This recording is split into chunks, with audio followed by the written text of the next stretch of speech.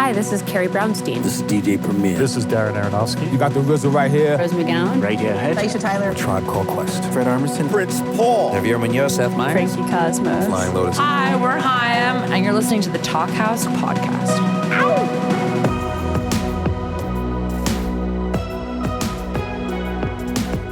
Hello and welcome to the Talkhouse Podcast. I'm Josh Modell. On this week's episode, we've got a guy from that band you like in conversation with Saturday Night Live's Donald Trump specialist. It's Hamilton Leithauser and James Austin Johnson.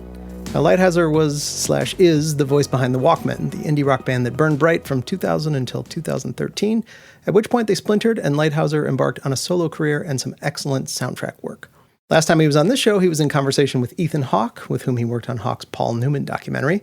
This time around, he's got a long-in-the-works solo album to promote. This Side of the Island came out earlier this year, though it probably would have come out sooner if Leithauser didn't take a break to reunite with the Walkmen for some really big shows recently. It's a typically amazing record and a bit more slinky than his past couple.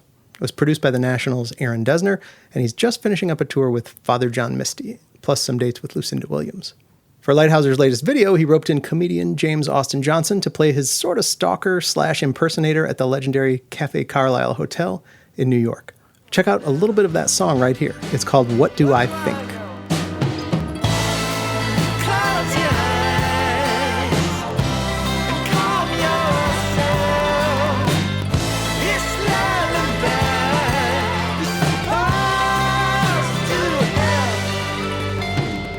If you don't recognize James Austin Johnson's name, you'll recognize his incredible impression of Donald Trump, which he's been doing on Saturday Night Live for the past couple of seasons. Now, there have been many Trump impressions over the years, but nobody has quite captured the manic free association in the way that Johnson has.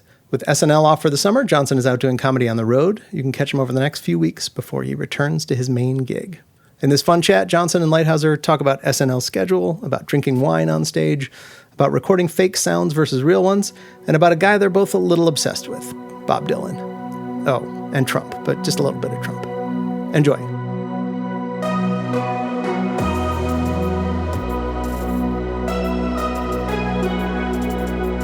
I'm staying at my friend Ashley's boyfriend's house, and he's like a production designer, like an artist, and so the furniture is not like, the furniture is all not cool comfortable, looking, but maybe not non-comfortable, maybe not comfortable, and maybe not all appropriate for like a three-year-old's tendency to belly flop onto every available surface of the house. When I was out there one time recording, we rented this house on Sunset, and we were renting like the back house. You know, a lot of those LA houses have a house in the back house. Yeah. An ADU. Is that what it's called? An additional dwelling unit. That's what it's called. Yeah, we were in the ADU.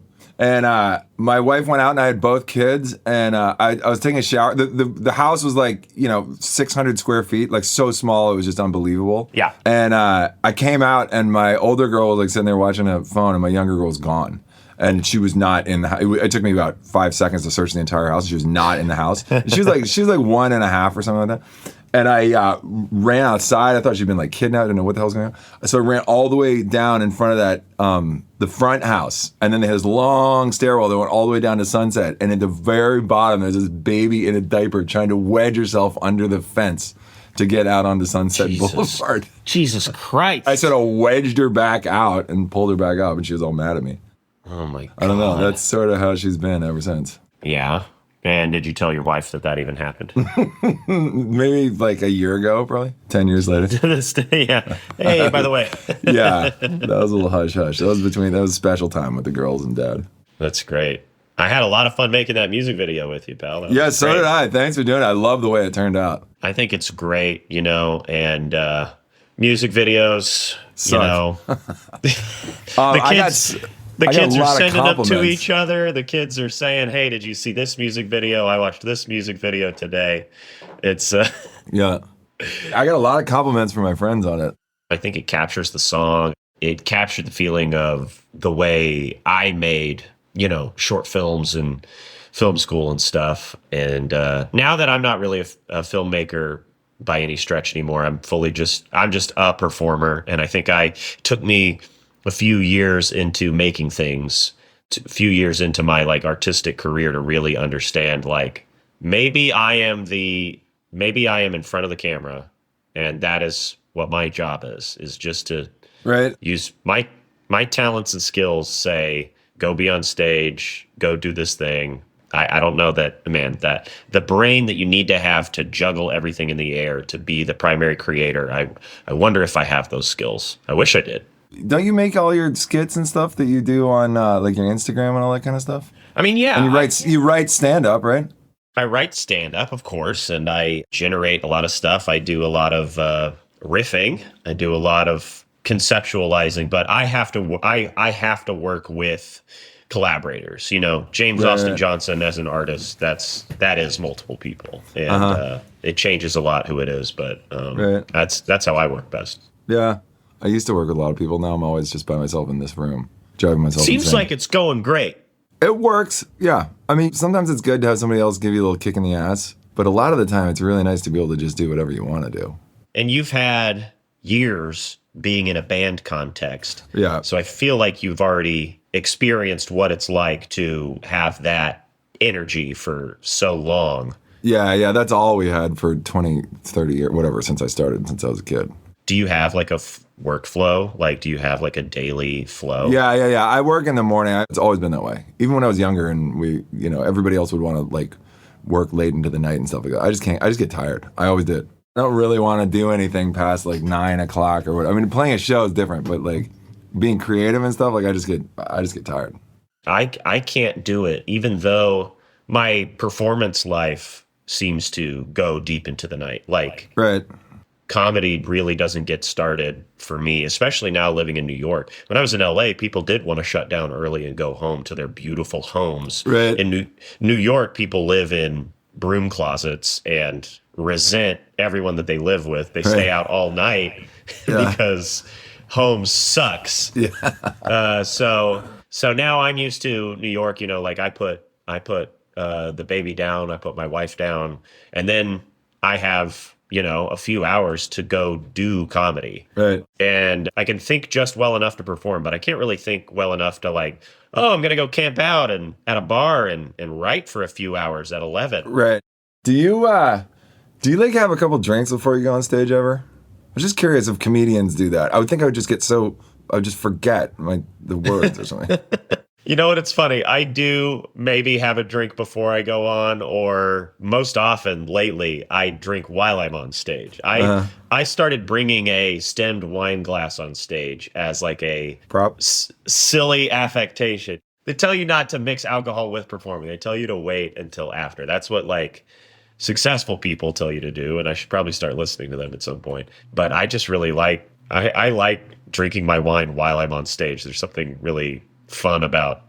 I love the image of it. I saw a comic do it once, and I said, I am going to steal that. That is brilliant.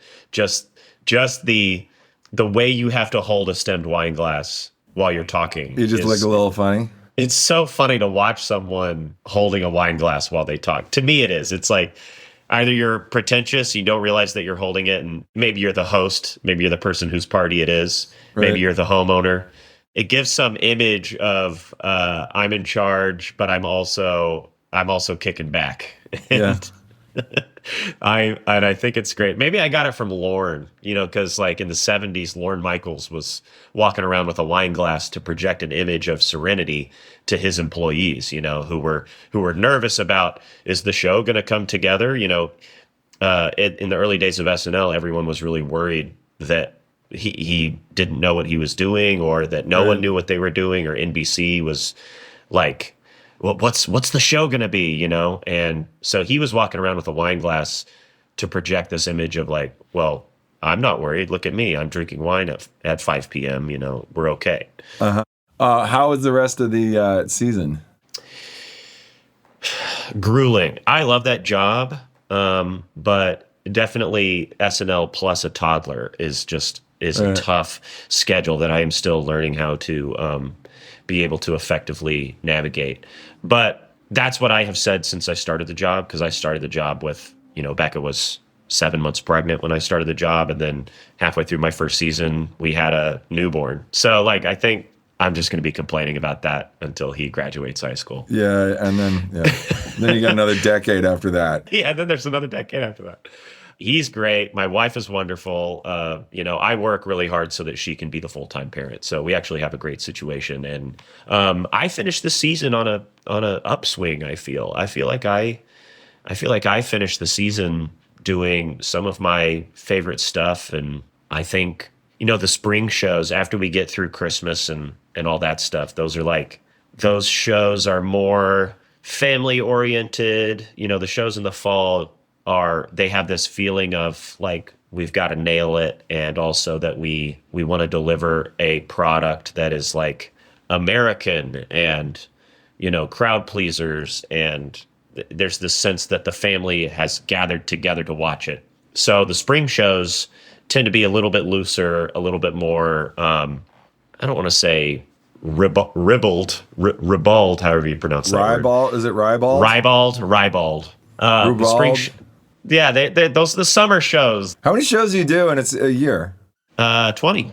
We do 20 shows, 20 weeks, but we have basically do 2 or 3 shows in a row and then take a week off, or 4 in a row and take 2 weeks off.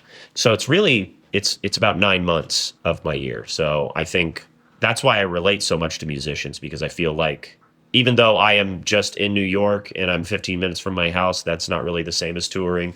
I do feel like the schedule matches a lot of people's heavy touring schedule, where it's 9 months of my year I am doing this live show, and I have these little breaks and this little sliver of time that is up to me, to either be at home if I want, or to continue working my ass off, which is what my summers are like. I'm touring pretty heavily this summer because I was in somebody else's show, being a part of the group, being a part of the ensemble. I was in another band.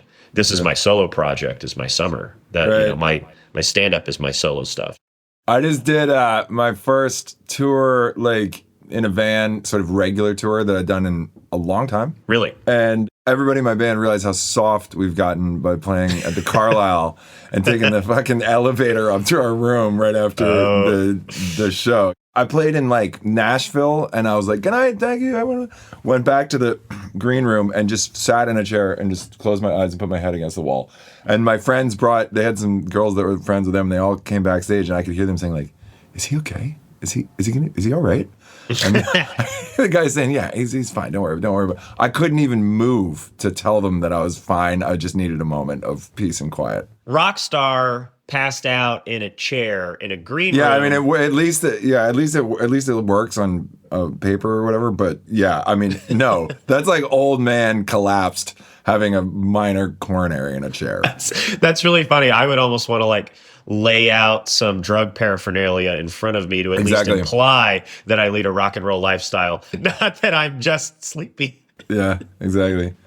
But yeah, it's tiring, man. It's exhausting. Something I really respect about you, and I talked to you a little bit about it. I talked to your wife about it, where I'm just blown away at how you are able to just push your voice to the absolute limit and then have so much left in the tank after that. My instrument craps out immediately. I have no stamina, and you lose your voice? I don't quite lose my voice, but I definitely lose mobility. I lose range, but SNL is really vocally demanding for me, and we're not resting enough. And especially with a boy who comes in doing pro wrestling moves on me as soon as mom lets him.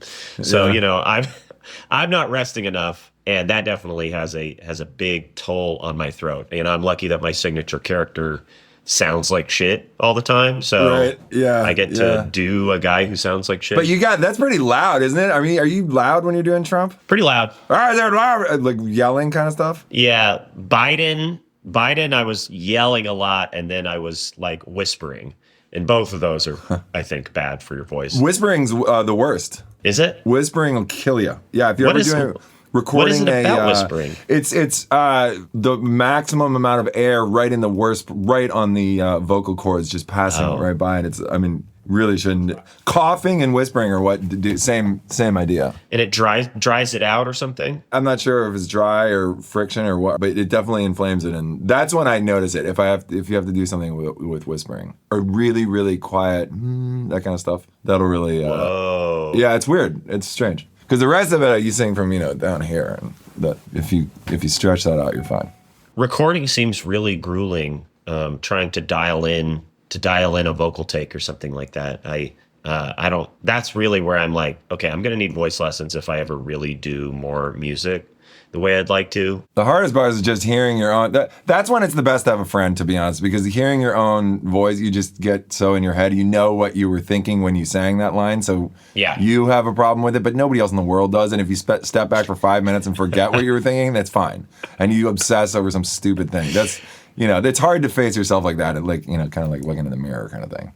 My chief inspiration at this point in my life is Bob Dylan. I talk about him too much, but I got heavy into Dylan when I started at SNL and had my kid. I started listening to his music from when he first had children. Were you a fan before that, or is that like when you discovered him? I was very casually a fan. I was like a very literary boy in high school, and one of the first records when I got a record player, my brothers bought me some records, and one of the first 4 records I got was The Times They Are A-Changin' by Bob Dylan. Yep.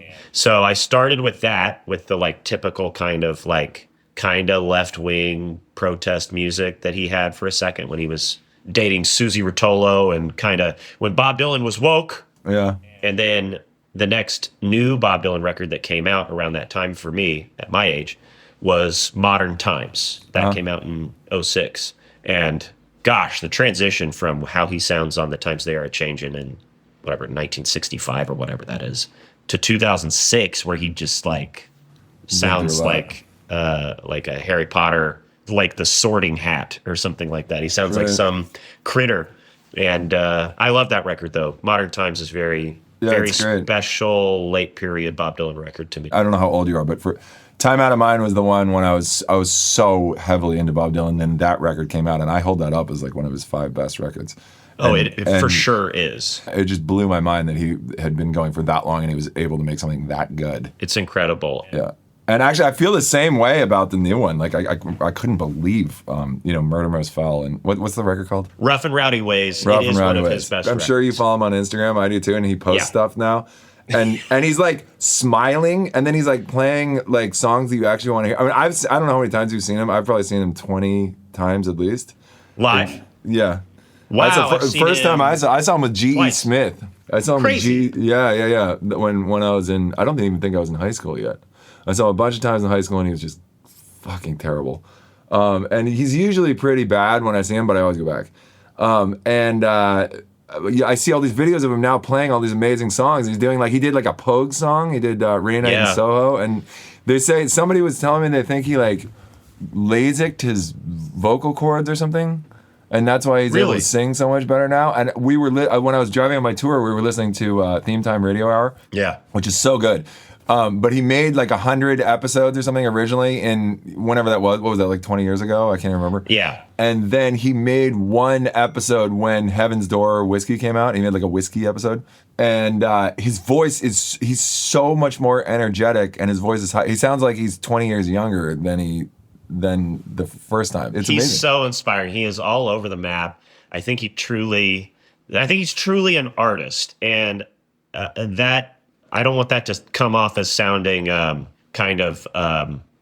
simplistic or whatever. But what I mean by that is he is not moved by any movement of the industry. He doesn't have some high-powered team pushing him to be on Dancing with the Stars or something like that. If I think about what the advice that his peers might be getting, even the boss, who is the best ever, is making more of an effort to be a commercial entity and make stuff that people find accessible. All right, I just heard a new Bruce Springsteen song this morning. Yeah, he makes music for Americans. Bob Dylan does too, but Bob also makes music for himself.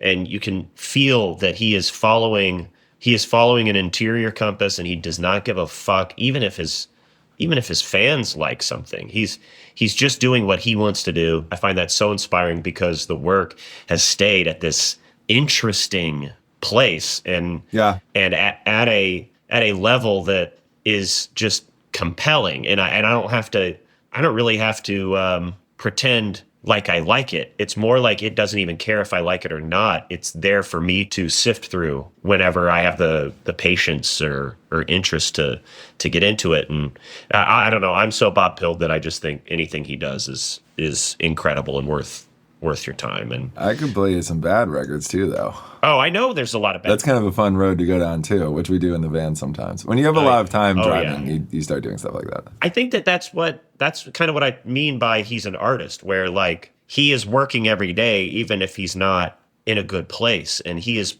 composing a full record during the worst year of his life. You know, he is still making stuff. He's a craftsman. He makes stuff every day, and he tours all the time, and there are bad tours, there are bad records, but it always has the passion of someone who loves to work at their craft. Yeah. You know, the Room is not a good movie, but it is clearly the Tommy Wiseau's The Room is what I'm talking about. It's clearly the product of a passionate soul who's trying to make a statement. So that's kind of how I feel about Bob, where it's like sometimes we're in on the joke, sometimes we're laughing with him, we're laughing at him. I don't feel like I ever laugh at him, but I do feel like I don't. You know, I can tell he's not trying. Like, you know, that one he did with Robert Hunter. I think that record he probably dashed off in 5 seconds. And is that New Morning or the? No. It's much more recent. Together Through Life. Yeah, Together Through Life ends with "It's all good," and it just sort of fades out, and he keeps saying "It's all good." I mean, he spent 5 minutes on that record. Yeah, he didn't even write the lyrics. I mean, that's what he does best. He likes to record. Future, the rapper Future, is like that, where he's just, no matter where he is, he wants to just like record some stuff and finds whoever's around, and he's got some lyrics in his pocket. I don't know if I know Future. Where's Future from? Future, he's kind of famous for that Percocet. Molly Percocet, chase a check, never chase a bitch. Do you know that one? I don't know, maybe. He did this thing with Metro Boomin that has this line that I think about probably every single day, where he's the line, "Wimpa noodles on the dog ass hoe." This is good stuff for you to research on your own. But he's got an album called Hendrix. I'm going to listen to that right after this, because honestly, I've been trying to get back into rap music recently. And Me too. I got to say, I used to listen to nothing in the 1990s. That's my heyday of rap. That was a great era of rap. It was actually. It still holds up. I just haven't found like the person that I love yet. And this SNL writer, Carl Tart, turned me on to the album Hendrix by Future. It's like, I think it's spelled like HNDRXX or something like that. Right. But it's there's stuff on it that you're gonna think is Justin Vernon. Like, there's stuff on it that, cause this is his kind of, you'd call it R&B. It's rap, but it's kind of his R&B record, where it's more laying your woman down type music. And it's pretty introspective. I think that's what I like so much about Future, is that he's like one of these guys who's constantly vacillating between I'm the best and I'm the worst. You know, I'm a really cool dude, and also I'm being vulnerable, and I might suck. I shy away from the kind of serious, the guys that can't be funny though. Those are the guys that always turn me off. Oh, Future's funny. This is why I brought him up. When I was talking about what I was saying about Bob Dylan, I was like, oh man, Future is kind of doing something similar to how I view Bob, and I don't know if a lot of people are making that comparison. All right, I'll check that. Kendrick is who people are saying is Bob Dylan, modern day Bob Dylan mostly, and Kendrick is obviously amazing, but there's a level of polish there that doesn't quite match up to how Bob makes music, and Future is a little bit more the type of guy who's gonna make something brilliant that happens to just have been cast off in a moment of inspiration, you know? Right.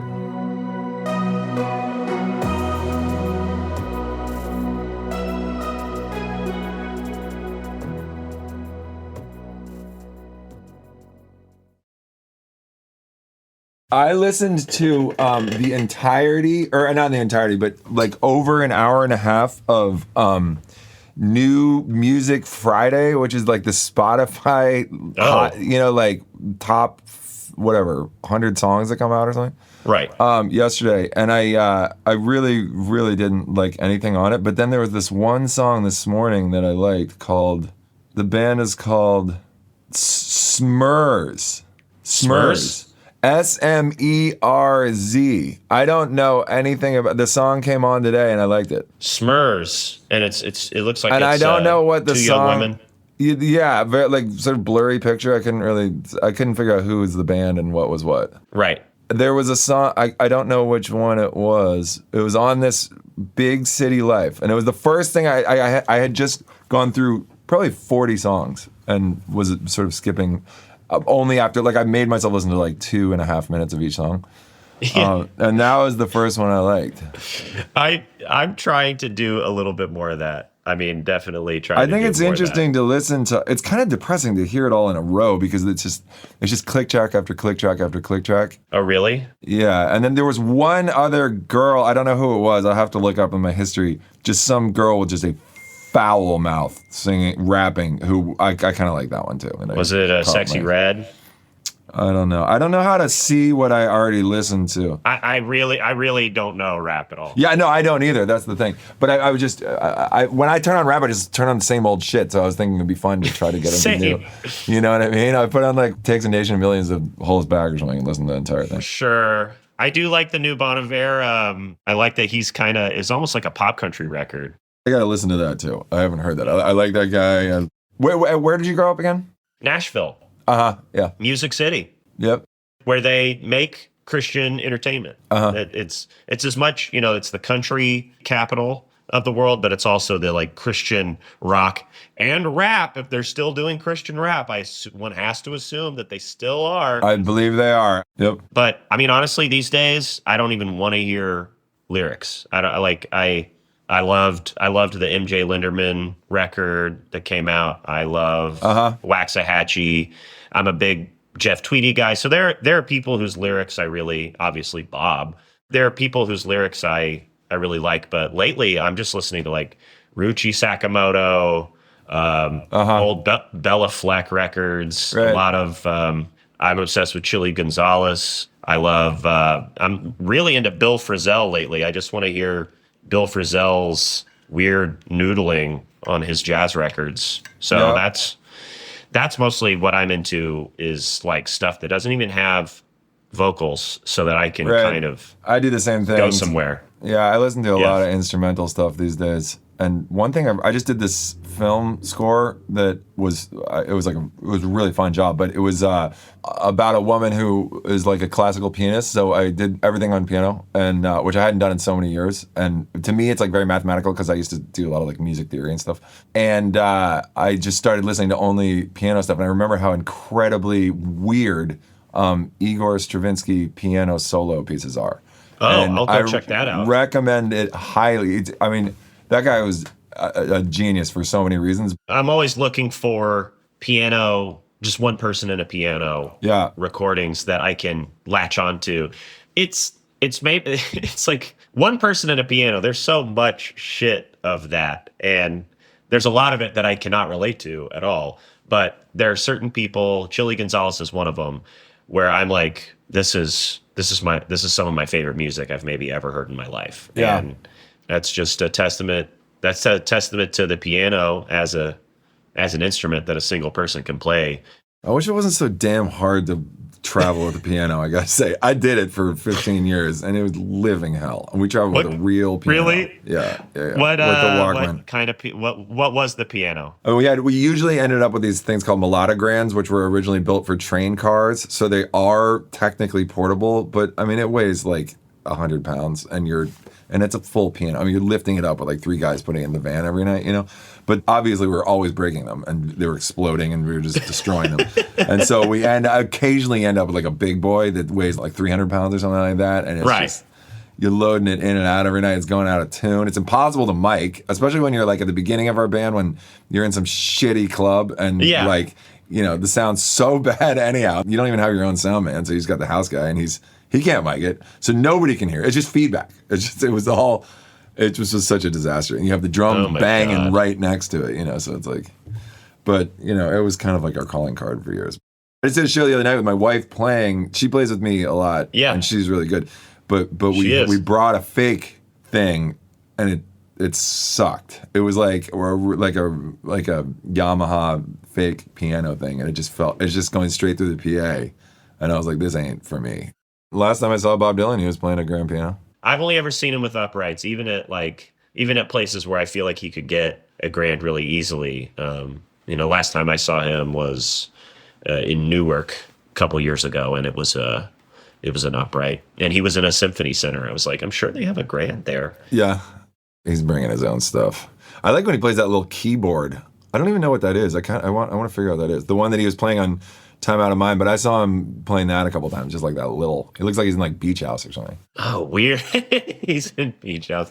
He, it is so funny that, I guess it's just got to be an age thing where it's just, you don't really want to stand all night. You can't have like a heavy fucking Gibson hanging from your shoulders all night, and maybe your fingertips, your fingers just maybe don't get to do what they used to. So I get that he became like the piano man.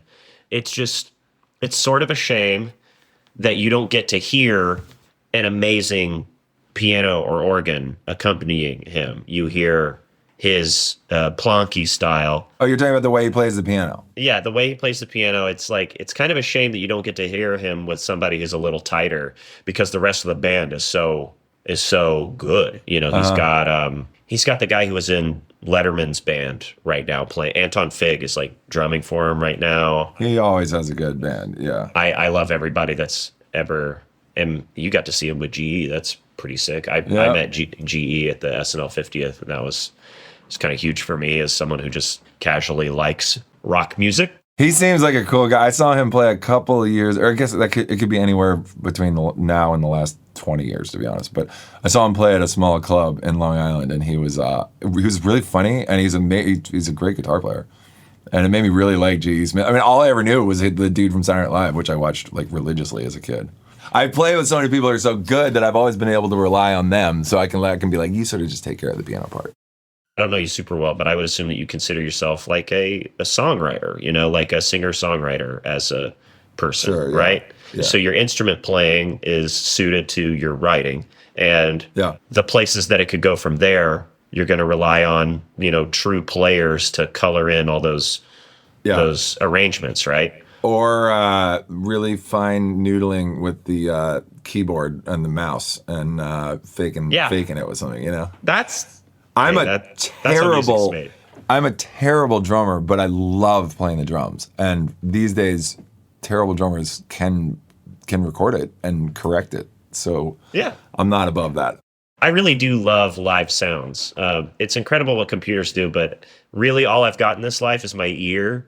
And my ear can be kind of picky about what it actually is drawn to. And there's nothing quite like hearing a great band who just, this is what they do. And you can hear it.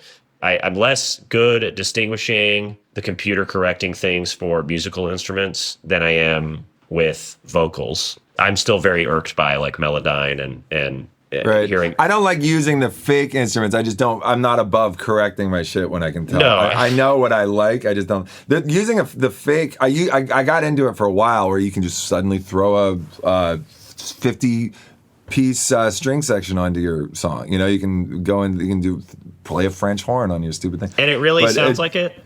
No.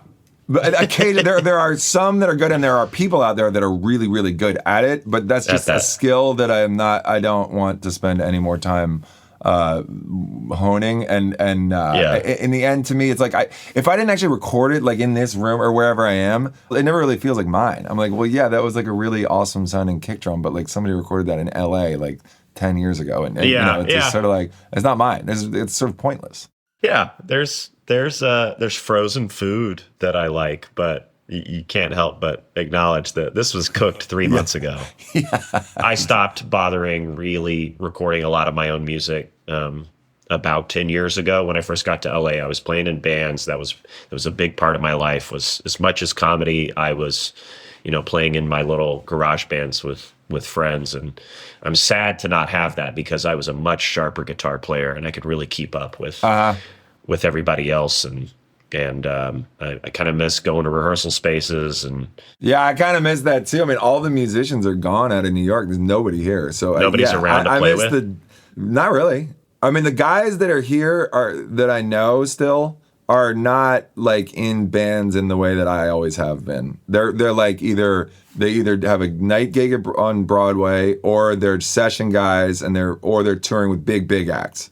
And they'll be playing with like Bruce Springsteen or something like that. But those are the only musicians I know around anymore. And they come over and they play the stuff that I can't play, like horns and all that kind of, or like a really good drummer who I want to have do some stuff. But like there's nobody that's just like in a band that I know anymore. I know 2 guys.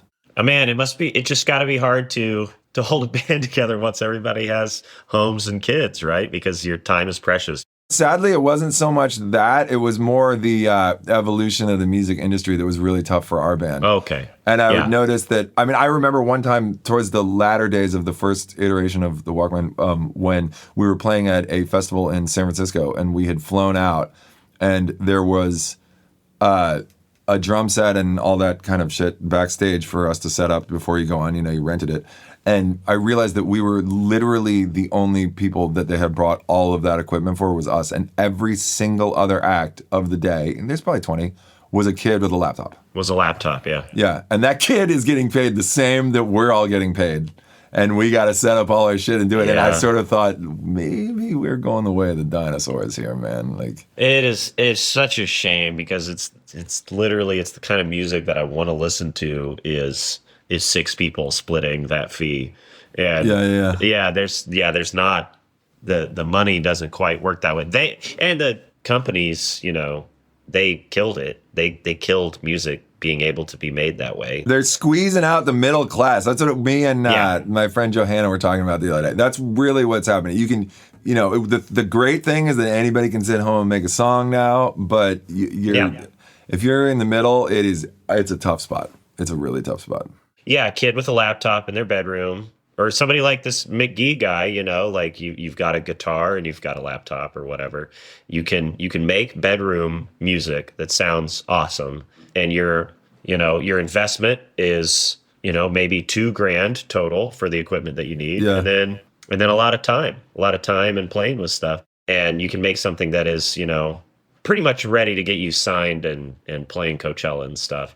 So you can either be this micro budget thing and it's just you, or you can be this massive budget, Benson Boone type thing. I watched a little bit of his Coachella set with my son, who got to watch him rehearse at SNL, and my son was just blown away by his performance. This guy's doing cartwheels all over the place. He's singing, all this, like, he's got a big upper range and all this stuff. But this is a popular guy in a conventional part of the industry, and he's got a lot of power behind him. He's got like rocket boosters attached to his act. He had fucking 100 people on stage at his show. He had a full choir, and he had like, I don't know, 20 people in his band. I don't actually know who this guy. I'm looking at him right now. I'm so out of. Wait, he was from one of the singing shows, and now he's like a star in his own right, and he is extremely nice. And I was just watching him perform, and I was like, this guy is healthy, he's fit, he's attractive, he's literally doing front flips and back flips with no prep whenever he wants, and singing these kind of you could call it a little bit like Freddie Mercury or The Darkness, or it's got a little bit of some playful rock sort of absurdity to it, kind of stuff to it, and he's really popular with all ages of people, all kinds of people, and it was just a moment for me where I was like, these music fests, it was for 4 to 6 piece rock bands to play these shows, and now pop is mostly solo acts with just labels. I'm not a musician, so I don't really know the business works at this point. But I don't think that anybody knows how the business works, to be perfectly honest. Right. And my friend who's a CEO of a record company I think he would agree with me. I think he Really? doesn't know. I mean, he tells me like when you're putting out a record, the way that it's handled changes every week. So to come up with a plan ahead of time you shouldn't even bother with that anymore. And I got to say, I kind of agree with him because it's hard to put your finger on what a record label does anymore, to be honest. I know. Well, I hope my record label's not listening. I'm sure they are, but I'm sure that they're doing a lot of stuff. But I don't. It's like you can't prep it in the way you did before. There's no like 9-month build up and it's just sort of like you're just waiting. I know somebody at Spin. I know somebody at Rolling Stone. I know somebody at Letterman, and I know somebody at there's no real circuit to hit anymore that lands you a certain type of release. It's just weird, and everything just gets blasted off into the internet, which is just such a shame. And it's just like I hate making music for the internet. I really do. I hate that. Yeah. That's why I started playing in-store shows, which is like the thing. It's all come full circle because at the beginning of our band, you play in the in-store. You're like, this is the lamest fucking. I'm just here as a salesman with my thing, I love it. But now it's like the only time I get to stand there with my thing and be like, I made this. If you want to buy it here. And it's almost like we've all given up on the idea that you're ever going to sell anything. So it's sort of respectable to stand there and try to hawk a couple of records. I've done so many clubs and festivals and all that shit in my life. Like I don't give a shit that it's at 4 p.m. and it's on some side stage in some record store. Like that's completely fine. I'll bring my music to that and I'll just play it with a guitar and I'll talk to people and that's, at least you're meeting people face to face, Yeah, showbiz is cringe. I mean, to do this is very corny. And I think it's best to just get over the fact that you're just constantly doing undignified things, and putting yourself in a terrible undignified position. Is the right word. Yeah, it's an undignified business. You are a salesman. You are creating a product and trying to get it in people's hands and trying to get eyes on it. And it's just there's no part of that that's sexy. And I think you need to get over. If you're a young artist and you're like, this is going to be cool and I'm going to look cool all the time, wrong. Yeah. That happens to 3 people a year. Adjust your definition of cool because it's cool getting to do what you're good at for a living. That is what's cool. I think it's cool that I'm supporting this little family with president voice. That happens to be what I'm good at and what there is a current need for in the marketplace. And so I'm happy with the moment in time that I get to do this thing that I'm good at. But I'm also about to go do a clean set in Norfolk, Nebraska. For like a clean comedy festival. Clean meaning no swearing? Yeah.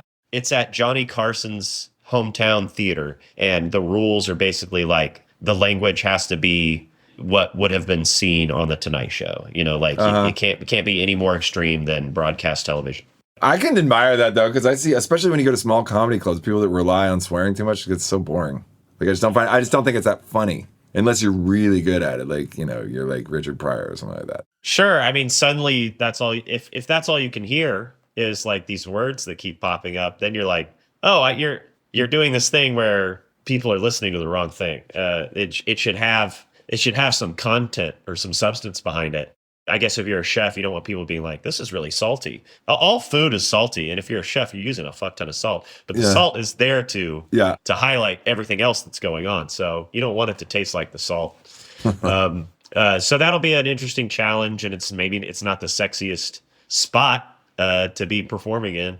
But that sounds decent. That's comedy. I'm trying to get my stuff watched by whoever. And so what you're doing a tour like around the States? Yeah. I'm not leaving the country. I'm hearing that comedians are getting hassled by ICE at the border. So I'm not even going to bother. Really? Going to So they have always treated musicians like absolute shit at the Canadian border, and I don't think the current climate is going to make that any easier. I gotta say, Canadian border, I gotta say, is the most unfriendly border for musicians of any. Back into America, you mean? Nope, going into Canada. Going into Canada. Yeah, they treat you like a criminal. They always have. Everybody I know, every band I know has the same experience. they're gonna Right. detain me in front of my wife and family Yeah. and strip search me and Yeah.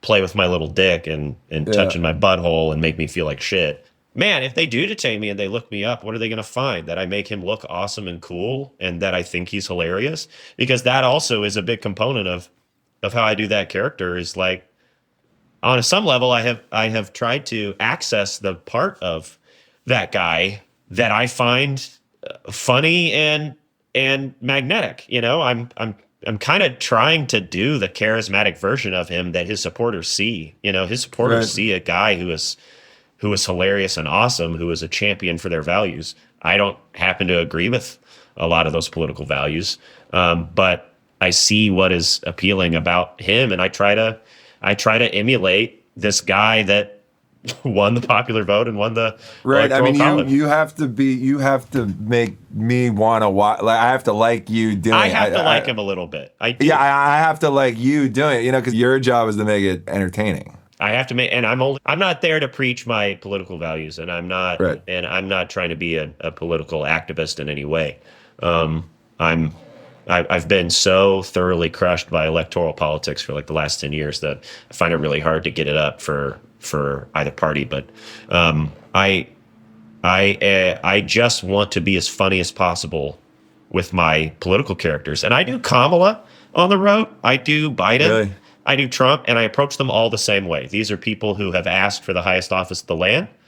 They are going to be the recipient of my maximum amount of silly comedy making. And I don't know. I just think it's a shame sometimes when people don't see that I'm kind of equal opportunity when it comes to making fun of these people. You get a lot of shit? I get it from both sides because people are stuck. The algorithm has shoved people into these like separate little alcoves, and they don't see the stuff that's happening on other channels and news feeds and stuff. I just do comedy about these powerful people. This is like the kinds of characters that I'm good at making comedy about. So it doesn't matter if it's Joe Biden or Donald Trump. These people are seeking limitless power. They are deserving of a certain amount of ridicule and of course, silly making. And I just don't like preachy political comedy all that much. I don't really like a comedian telling me kind of what to think. I want a comedian to maybe illustrate something I haven't thought about in a while. But at least in the case of Donald Trump, we've all seen enough. We all know what's going on. Everybody's very aware of the good and the bad. What new move is there to discover? What new policy thing is there to discover? So some of the outrage about, can you believe Trump did this? I go, yes. Right. Yeah. I believe it immediately. Has he ever commented on you? He did one time. He doesn't know my name, or maybe he does now. What did he say? I hope he leaves me alone and just lets me be silly, because I'm really not trying to go after him really at all. I'm trying to be as funny as possible and just do silly voices. But he was talking about SNL and Alec Baldwin, Right. Yeah. familiar targets of his. Yeah. And he was like, the liar. He was talking about somebody else in Washington. He's like, he's a liar. And then he was talking about John Lovitz all of a sudden, because you know how he jumps from subject to subject. Yeah. And it's like, Lovitz, the liar. That's the ticket. Oh, that was a good sketch. And he got off on this little SNL digression. He's like, the show's not good anymore. We don't watch the show. There's a new guy doing me. It's not Alec Baldwin anymore. It's a new guy. They say he's pretty good, but we don't watch the show. So like, he didn't know my name, but he gave me a little shout, being like, they say it's pretty good. Uh-huh. He heard it's pretty good. And I hope that they think my voice is funny. Well, they gotta recognize that it's on time. I mean, that you got it. I think he's a funny guy. It's clear that he's a funny guy. He has a presence that's very funny. He's a showman. So I'm just trying to highlight the aspects of him that could be enjoyed by everybody, because he's this divisive figure. So I want to bring people together and have a laugh. Yeah. And it'd be great if we had, maybe some better options from time to time, but this is the country we live in. Yep, it is. And so I'm doing my best with the situation. I hope you will too. And Donald Trump, if you're listening, just want you to know. We know you are. I'm a patriot. I'm an American, and you are the president of the United States. And I'll just leave it at that. You voted for him, right? I can just say that I can't stand the guy, and whatever. I'm not even gonna get into that. That's just boring. That's boring. Who wants to even talk about that? Yeah, exactly. Right. Everybody, all the time, and he wants you to be talking about him, and that's all. And you can't stop because he's the fucking president. Yeah. It's a weird character to be playing, but I'm having fun. You do a great job, I gotta say. You Thanks, really do. man. I know I've complimented you on that before, and I mean it. Yeah. Thanks for listening to the Talkhouse Podcast, and thanks to James Austin Johnson and Hamilton Leithauser for chatting. If you liked what you heard, please follow Talkhouse on your favorite podcasting platform, and make sure you check out all the great stuff at talkhouse.com. This episode was produced by Myron Kaplan, and the Talkhouse theme was composed and performed by The Range. See you next time.